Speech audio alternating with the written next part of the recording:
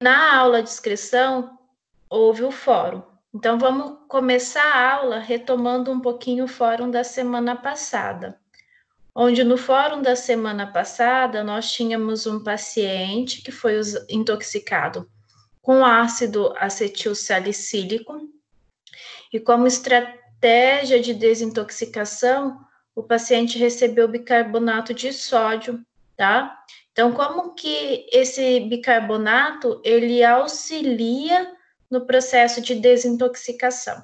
Então, a primeira coisa que a gente vai relembrar é que ele vai afetar aí, principalmente a etapa de excreção, que era o nosso foco da aula.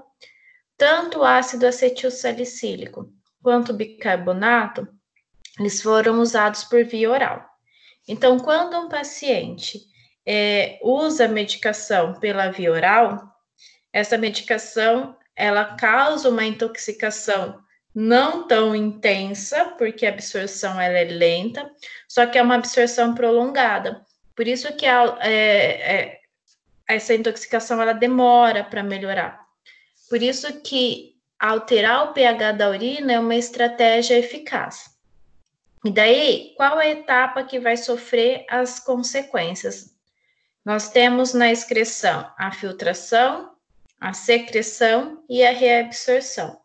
Então, nesse caso, quando o paciente ele foi intoxicado por uma droga ácida, como recurso de desintoxicação foi usado o bicarbonato, porque o bicarbonato ele vai basificar o pH da urina.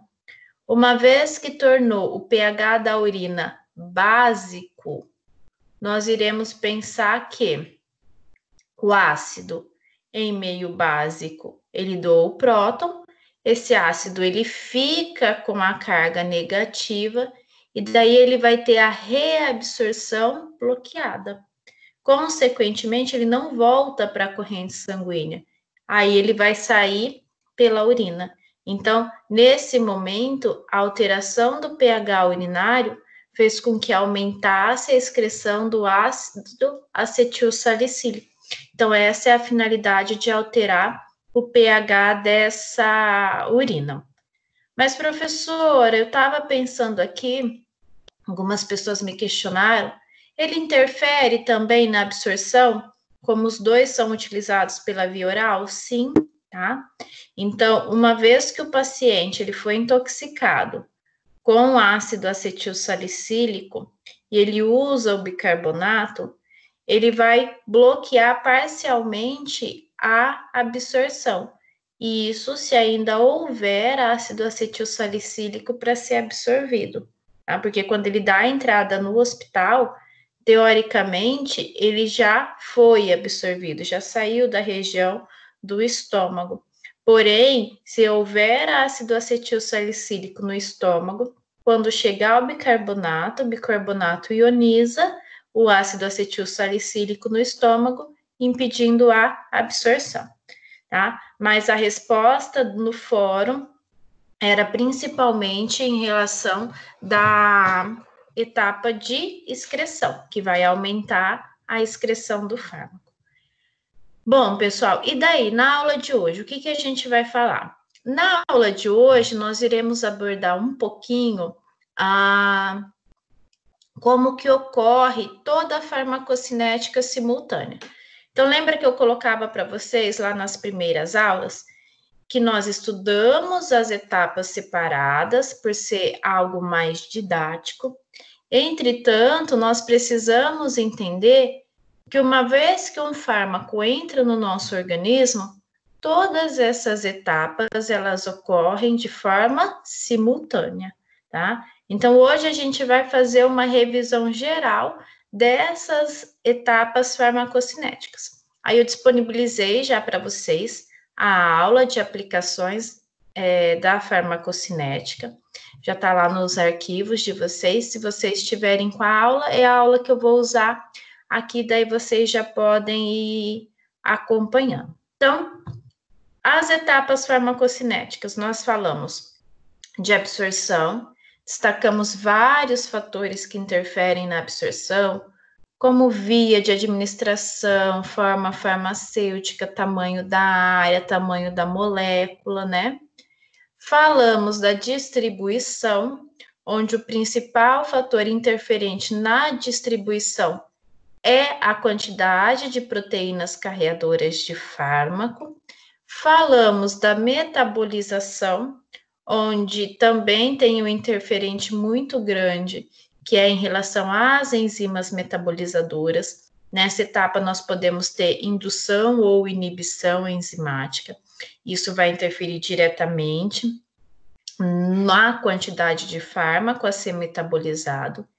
E falamos também da etapa de excreção, onde na excreção a gente considera que o fármaco, uma vez que ele foi excretado, tá?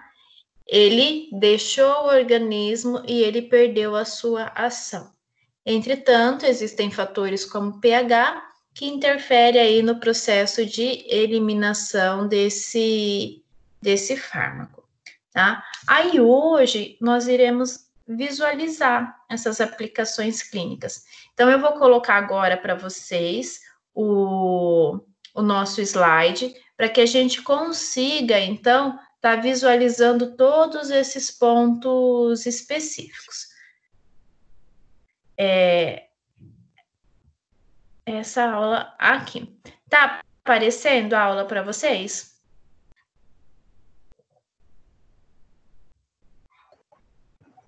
Tá sim, prof. Tá? Então vamos começar. Vou aumentar ela aqui para a gente fazer as considerações. Pessoal, se precisar no decorrer da aula, vocês podem falar. Espera aí que eu vou ter que voltar, que fez um barulhinho. Alguém entrou. Só um pouquinho. Ai, ai, quem que entrou?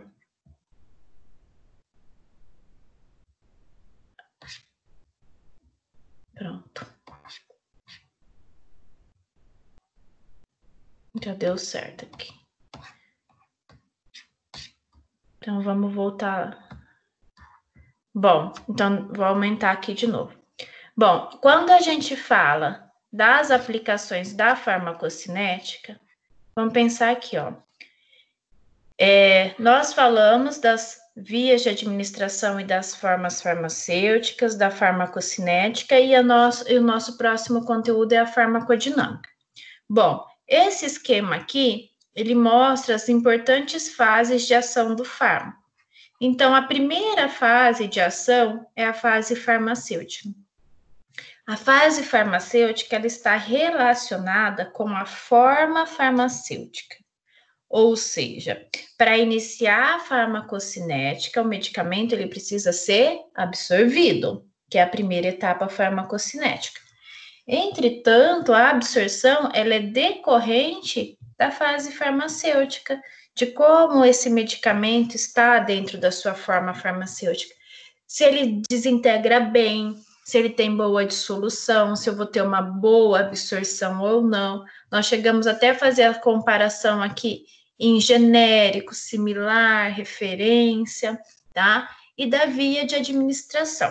Uma vez que o fármaco foi disponível para absorção, nós iniciamos a etapa farmacocinética, onde nós abordamos a absorção, a distribuição, a metabolização e a excreção. Então, o fármaco ele fica disponível para a fase farmacodinâmica, que é a etapa onde ocorre a ação, o efeito farmacológico. E todas essas fases, elas são interligadas. Uma fase é dependente da outra, tá? Esse esquema aqui, ele tinha na aula de distribuição para vocês. Só que até então ficava um pouco confuso visualizar essa distribuição de fármaco. Hoje fica mais fácil de vocês entenderem, tá? Pessoal, eu só vou sair aqui um pouquinho de novo porque entrou alguém. Toda vez que entra alguém, eu tenho que aceitar. Coloquem aí no grupo se alguém for entrar, para já entrar de uma vez, para a gente não precisar ficar voltando, fazendo favor.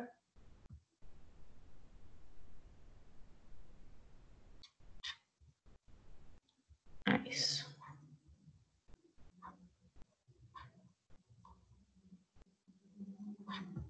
Pronto. Bom, então vamos voltar aqui. Quando nós falamos na nossa fase aqui, farmacocinética, vamos olhar para essa imagem e considerar que o medicamento ele foi absorvido. Existem vários fatores que interferem na absorção, tá? Isso vai ser decorrente de cada região, cada via de administração.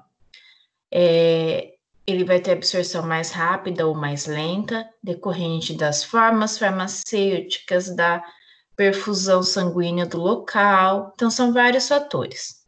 Uma vez que o medicamento foi absorvido, ele chegou na corrente sanguínea. Então, esse retângulo rosa, ele simula a nossa corrente sanguínea. Bom, estando na corrente sanguínea, ele pode migrar para diversas regiões. Só que existe um interferente nessa etapa de distribuição. Caiu na corrente sanguínea, nós teremos parte da molécula livre e parte do fármaco ligado às proteínas, sendo a principal proteína a albumina. Bom, esse fármaco que está livre, ele vai se distribuir, ele consegue chegar ao local de ação, ele consegue se ligar ao receptor. Esse fármaco livre, ele consegue se ligar em alguns tecidos e fazer reserva, como, por exemplo, a tetraciclina, que nós demos o exemplo, que ela se liga em regiões que tem cálcio, tá? Esse fármaco livre consegue chegar no fígado e ser metabolizado, e esse fármaco livre consegue chegar no rim e ser excretado. O fármaco ligado, ele continua aqui, vai se desligando lentamente das proteínas. Bom, nessa flechinha da absorção, observem aqui que tem fármaco que vai ser metabolizado antes de chegar na corrente sanguínea. Como exemplo, nós usamos o efeito de primeira passagem, que o fármaco por via oral, parte dele vai para o fígado e é metabolizado. Bom, as moléculas de fármaco que foram metabolizadas, reação de fase 1 e fase 2, elas voltam para a corrente sanguínea, só que elas têm característica polar. Elas não têm mais a capacidade de atravessar a membrana. Então, metabolizou, esses metabólitos, eles serão excretados. Tanto é que na etapa de metabolização, na biotransformação, a gente sempre comentava que esses metabólitos, na sequência, eles teriam a sua excreção. Então, é isso que acontece, tá? Então, observem que todas as etapas farmacocinéticas, uma vez que chegou na corrente sanguínea, elas ocorrem de forma simultânea. Então, várias alterações. Eu destaquei algumas. Biodisponibilidade, chegou na corrente sanguínea, vai ter uma absorção mais rápida ou mais lentamente, é decorrente dessa etapa de absorção. Volume de distribuição, ligação com proteínas e meia-vida, tá? Então, lembra, só sai da corrente sanguínea, só vai ser distribuído o fármaco livre. Então, quanto maior for o grau de ligação a proteínas, maior vai ser o tempo de meia-vida, mais lento vai acontecer a etapa de excreção. Então, o tempo de meia-vida do fármaco, ele está diretamente relacionado com a excreção, tá? Então, observem que essas etapas, elas ocorrem dependentes também uma da outra. Bom, nessa imagem aqui, destaca as principais vias de administração, só para a gente relembrar, tá? Dentro das parenterais diretas, que têm efeito mais rápido, as de uso clínico, a intravenosa, intramuscular e subcutânea. Aí nós temos nas vias enterais a via oral, sublingual e bucal e a via retal. E nós temos as vias parenterais indiretas, como a via tópicos, adesivos, a inalação, ocular, óptico, são vias mais utilizadas. Cada uma vai ter a tua absorção. As que têm absorção mais rápida sempre são as parenterais. As orais, elas são utilizadas em função dessa segurança. Quanto mais lenta a absorção, menor o pico de ação, consequentemente a duração ela é maior, mais intensa, tá? Essa imagem aqui, eu gosto muito de falar sobre ela, tá? Quando nós falamos dessa imagem, ela mostra a biodisponibilidade do fármaco por via oral. Então, observem na coluninha do comprimido que conforme o tempo vai passando, conforme o fármaco ele vai percorrendo as regiões do organismo, a biodisponibilidade ela vai diminuindo, ou seja, vai restando cada vez menos fármaco. Então, nós temos aqui nessa imagem um medicamento que foi absorvido por via oral, tá? Vamos pensar em um comprimido, pensa lá na dipirona, tá? De 500 miligramas. Quando eu tomo esse comprimido, parte dele pode não se dissolver e daí ele começa a ser desintegrado ali já na boca, esôfago, até chegar no estômago. Nesse caminho, pode perder um pouquinho de fármaco? Pode. Observem que o tamanho do comprimidinho já diminuiu. Quando esse fármaco ele chega no estômago, eu tenho muito medicamento sendo perdido por degradação ácida. Bom, na sequência do estômago, ele vai para o intestino. Só que essa passagem é dependente da velocidade de esvaziamento gástrico, ou seja, se tem ou não alimento, ou se tem também uma quantidade de água suficiente. Se tiver alimento e pouca água, demora um pouquinho mais para chegar no intestino. Se demora para chegar no intestino, fica mais no estômago, sofrendo degradação ácida. Chegou no intestino, uma quantidade menor já de fármaco.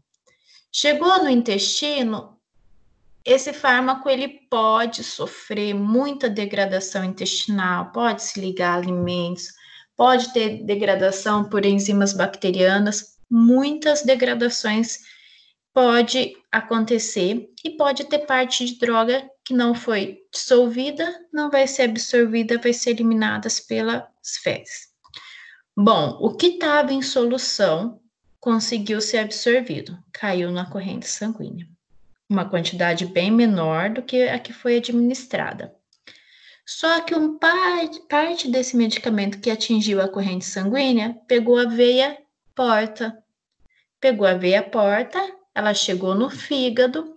No fígado eu já tenho as primeiras metabolizações e já tenho a primeira excreção. Tá. O que restou, que não foi metabolizado, chegou então na circulação geral para a nossa etapa de distribuição. Bom, na distribuição, parte do medicamento se liga à proteína e vai sendo liberado lentamente para distribuir no organismo. Como o fígado é um órgão extremamente vascularizado, parte desse medicamento já vai passando pelo fígado e sendo biotransformado na sequência para ser excretado. Bom, o que realmente vai ser distribuído já diminuiu. Durante a distribuição, a droga ela vai chegar em diversos tecidos, que não é o local de ação. Vai passar pelo fígado, vai ser excretado. E tem drogas que fazem reserva, ficam ligadas a tecidos. O que vai chegar no local de ação vai ser uma quantidade pequena. Então, uma quantidade pequena de fármaco consegue chegar no local de ação. Olha a diferença hipotética, né, comparando o tamanho do comprimido, da quantidade que foi administrada para a quantidade que foi excretada. Então, no decorrer, na passagem do medicamento pelas diversas regiões do organismo, ocorre uma perda muito grande de fármaco. E isso faz com que a quantidade que chegue no local de ação é uma quantidade muito inferior à quantidade que foi administrada. Bom, quando nós falamos da via oral, que é a via principal, é a via mais utilizada por vocês, existem vários fatores que vão interferir na diminuição da absorção, na redução da quantidade de fármaco, né? Como as características da droga, se ela vai ser inativada antes de ter absorção no intestino, se a absorção é incompleta, se tem efeito de primeira passagem, de acordo com a forma farmacêutica, se é líquida, gasosa, por aerosol, comprimido. De acordo com os recipientes, nós discutimos, fizemos uma comparação na sala, por exemplo, recipiente a farinha de trigo e o amido, que seria a maisena. Pode interagir com outras substâncias presentes no intestino e no estômago, como alimentos e medicamentos. E a característica de cada paciente, como pH gastrointestinal, motilidade do intestino, perfusão, flora, estrutura desse intestino, estados de má absorção, tá? A função hepática do paciente, se o fígado funciona bem, tem efeito de primeira passagem, diminuiu bem. Agora, se for um paciente que não tem um fígado trabalhando muito bem, diminui o efeito de primeira passagem, e de acordo com a característica genética. Então, por isso que, às vezes, a gente fala assim, mas o medicamento X é maravilhoso para minha mãe, e eu tomo e no meu corpo não faz efeito. A gente nunca consegue determinar, antes de usar o medicamento, como que aquela droga ela vai se comportar no organismo do paciente. Bom, dentre as interações fármaco-nutriente, existem muitas interações, tá? Isso acontece principalmente na etapa de absorção. Quando eu falo da absorção, muitas vezes nós precisamos, dependendo do medicamento, fazer a administração longe das refeições. O ideal para a gente ter uma boa absorção é 1 hora antes das refeições ou 2 horas após as refeições. Porém, como muito medicamento ele dá efeitos gástricos pronunciados, muitas vezes o médico ele solicita para o paciente usar a medicação no momento das refeições. Por exemplo, vocês, na prática clínica de vocês, haverá muita prescrição de anti-inflamatório. E o anti-inflamatório é um medicamento que afeta muito a região gástrica, tá? Por ser um medicamento ácido, aumentar a liberação de ácido clorídrico, esse medicamento ele causa um dano gástrico muito grande. E daí, uma orientação que vocês dão para o paciente é usar a medicação no momento das refeições. Diminui a intensidade, diminui o efeito? Sim.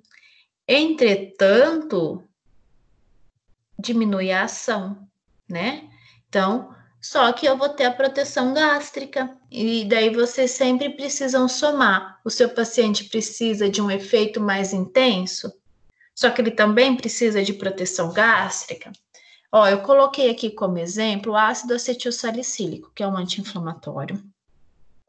Ele é um medicamento que tem alto grau de ligação com proteína, só que quando esse medicamento ele for administrado, se ele for administrado no momento das refeições, ele reduz a absorção de vitamina C, de potássio, de ácido fólico, de tiamina.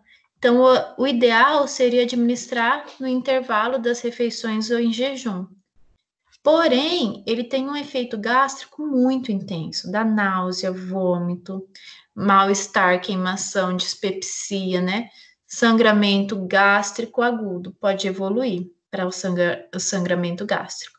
E daí o médico solicita para usar no momento das refeições. Um exemplo bem tranquilo que acontece muito, por exemplo, é o paracetamol. Dieta hiperglicídica rica em açúcar e alto teor de pectina retarda a absorção do fármaco. Ou seja, vamos pensar algo que tem muita pectina, maçã. A pessoa toma um paracetamol e daí para não dar dor de estômago, ela come uma maçã. A maçã é uma fibra, isso vai fazer com que diminua a absorção desse paracetamol. Então, o horário ideal de administração seria nos intervalos das refeições, principalmente essa refeição que tenha muito carboidrato ou fibra, como a pectina. Então, são momentos em que o medicamento deve ser evitado de ser utilizado. Mas, professora, dá muita dor de estômago. Então, paracetamol, como o pior é a fibra e o carboidrato, tenta utilizar ele com uma proteína para fazer a proteção gástrica. Aí a gente vai fazendo o ajuste dessa forma. Então, quando que isso é muito importante de ser feito?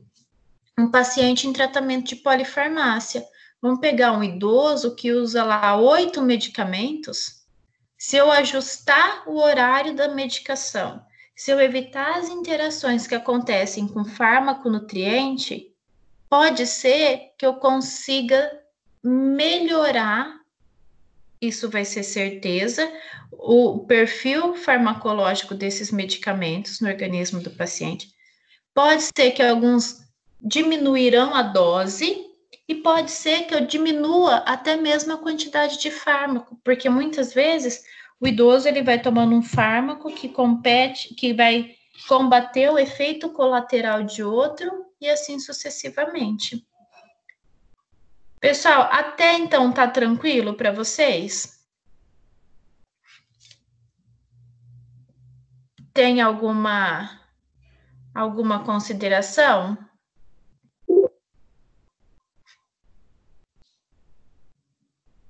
Alguém quer falar alguma coisa? Não? Então, vamos voltar aqui. Bom, existem vários fatores que vão interferir na farmacocinética também, tá? Quais são esses fatores individuais? Então, eu coloco fatores individuais porque são dependentes de cada pessoa, tá? O primeiro fator que eu chamo a atenção é o peso corpóreo. O peso, ele é muito importante, tá?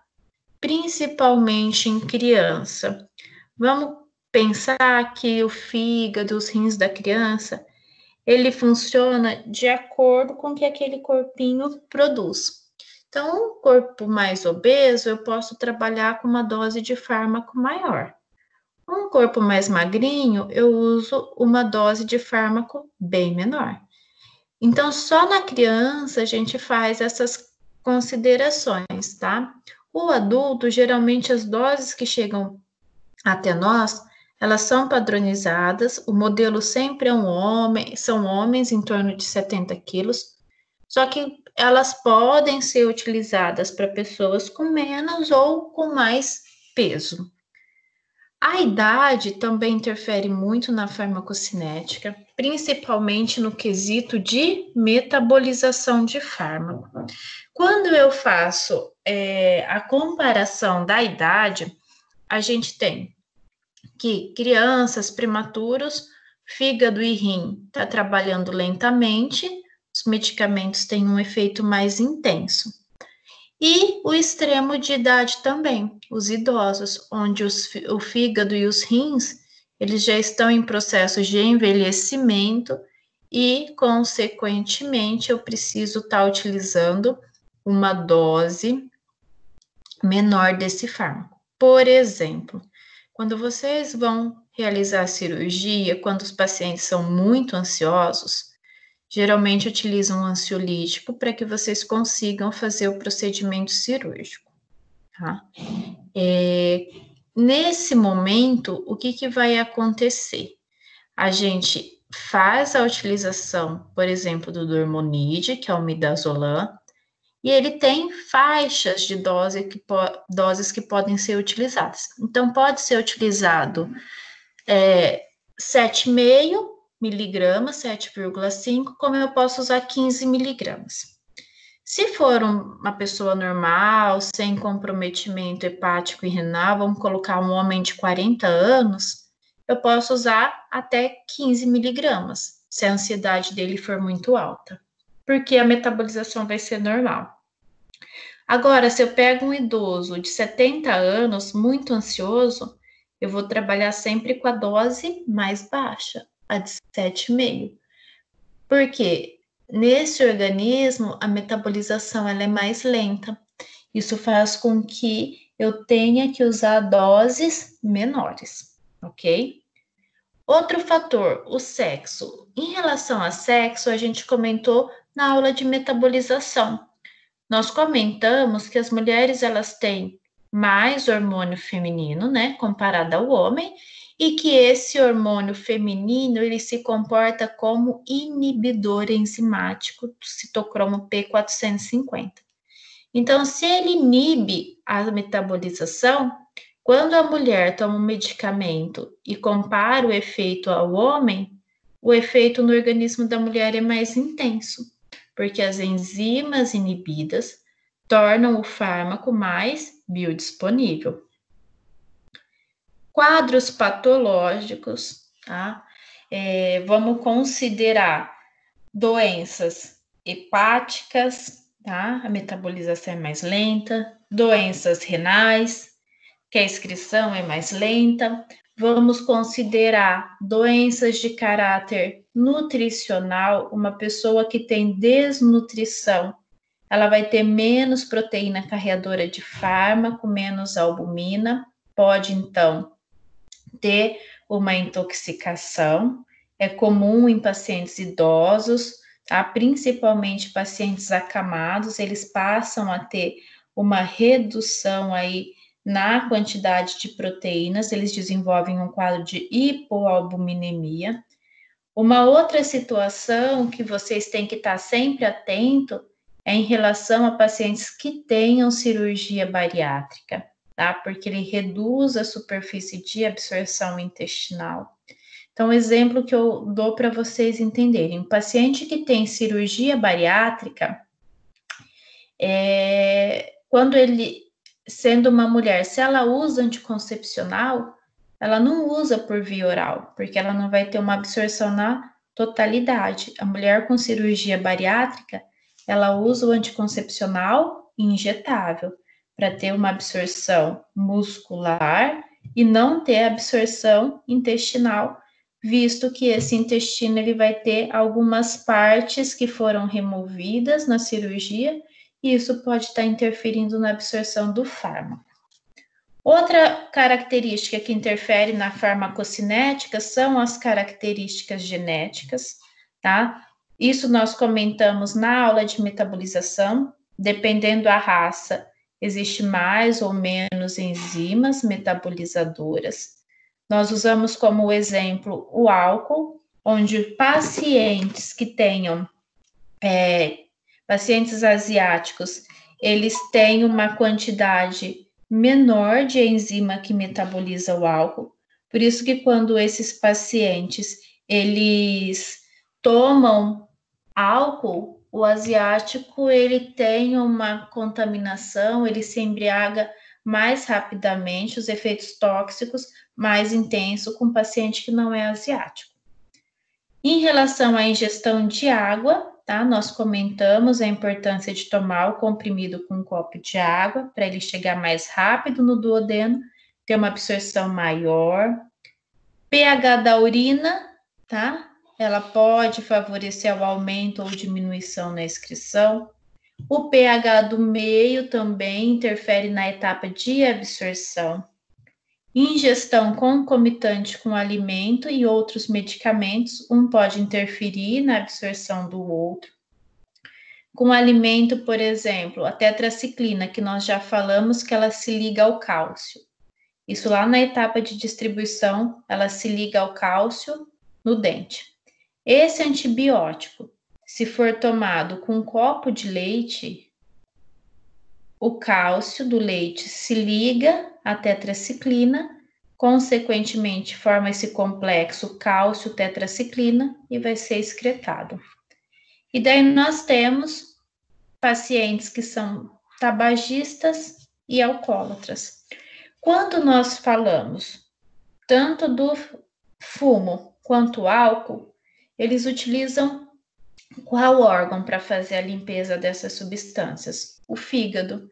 Eles podem promover uma indução enzimática. Então, quando pacientes fumantes e alcoólatras usam medicamento, pode ser que eles sintam um efeito menor, porque a metabolização vai ser mais rápida em função do fumo ou do álcool. Bom, pessoal, e por último, o gráfico para a gente entender os pontos principais. Eu acredito que vocês já estão conseguindo ler gráfico, né? Mas toda vez que nós falamos do gráfico, nós temos nesse eixo o tempo e nesse eixo a concentração de fármaco no sangue. Todo medicamento, ele tem a sua janela terapêutica.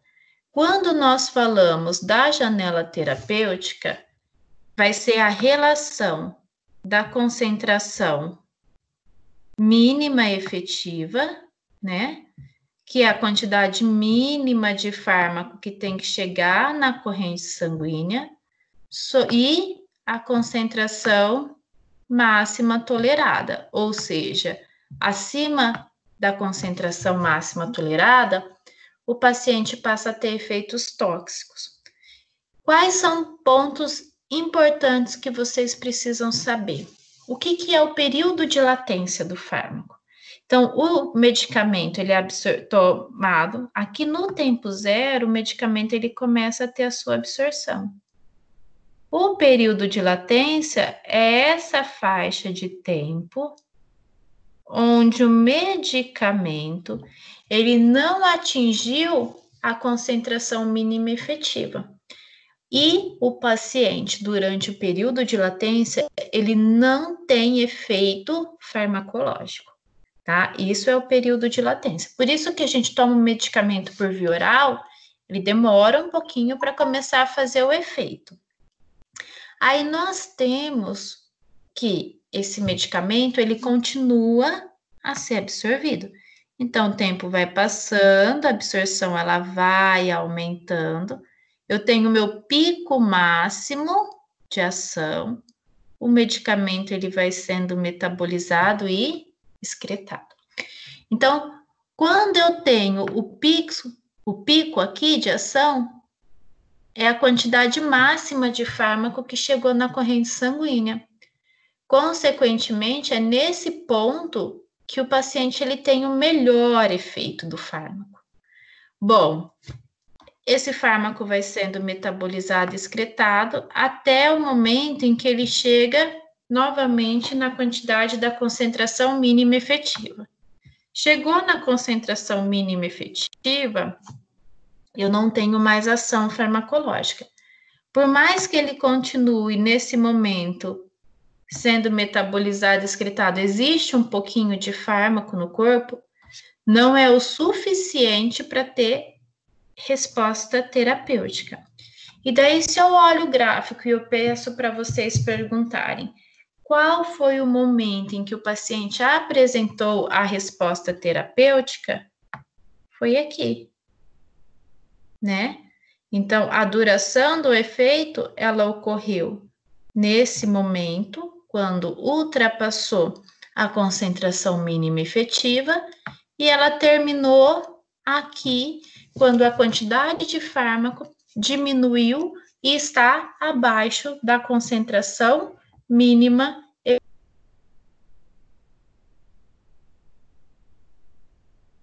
Isso nesse gráfico. E daí vocês ficam aptos para estar fazendo a leitura dos gráficos. Pessoal, ficou claro para vocês esses pontos principais que a gente acabou chamando atenção? Ou vocês têm alguma dúvida?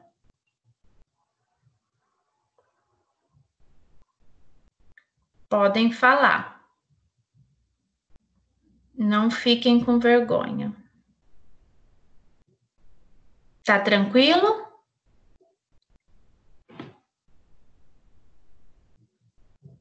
Em relação às aulas anteriores, vocês querem que voltem em algum ponto especial? Ah, professor, eu estou com dúvida em tal ponto. Tem como voltar? Vocês querem que volte em algum momento, em algum conteúdo? Podem falar. Já, acho que quarta semana que vem já é a nossa prova, né?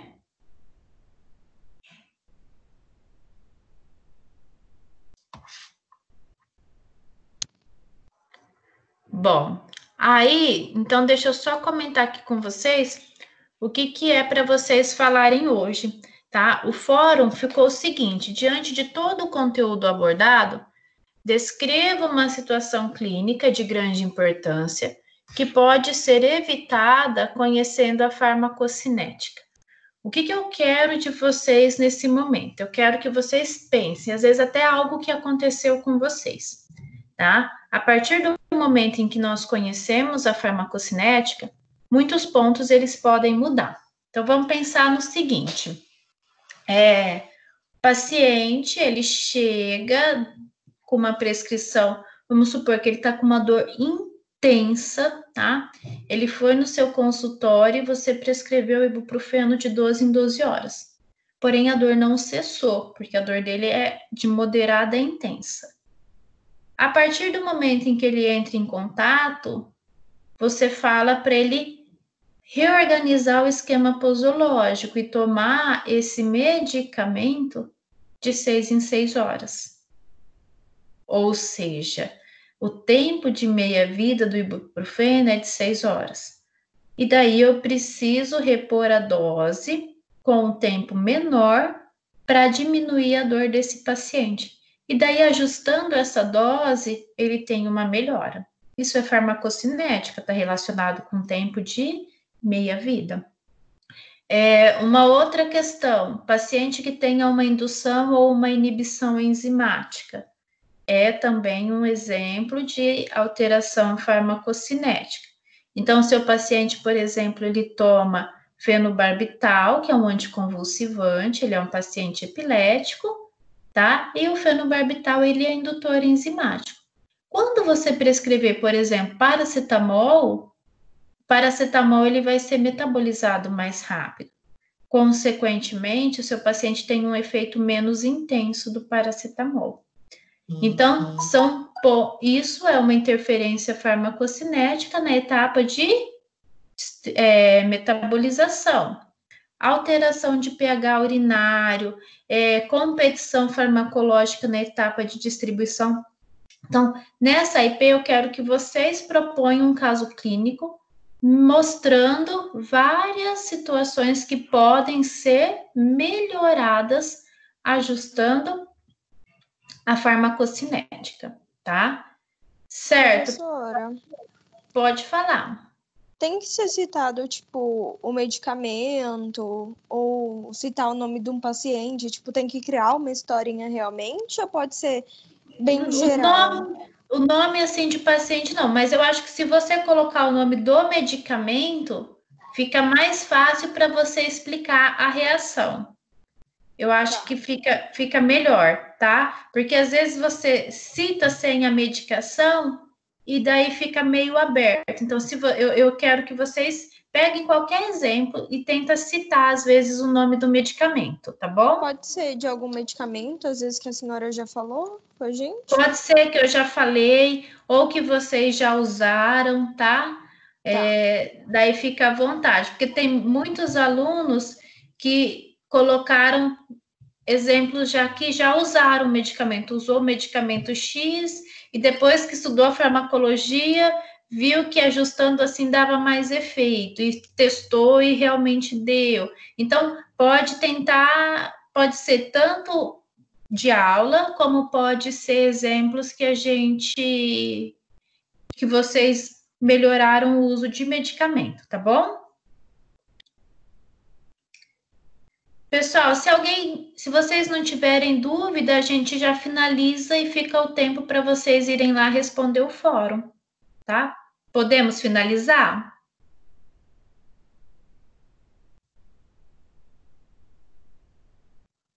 Então, vamos finalizar, daí vocês respondam o fórum. Em relação, semana que vem eu vou deixar a prova, tá? Vai ficar a minha prova e a da Lígia para vocês resolverem, com um tempo lá de 24 horas. E se vocês quiserem estudar bem esse conteúdo, entrem lá na biblioteca online, leiam o livro do Penildon, o Katzung, que são bibliografias que eu gosto bastante, são as duas que eu deixo sempre ali no fórum para vocês utilizarem como uma orientação bibliográfica, tá bom? Aí, qualquer dúvida, pessoal, vocês podem me mandar, eu fico à disposição.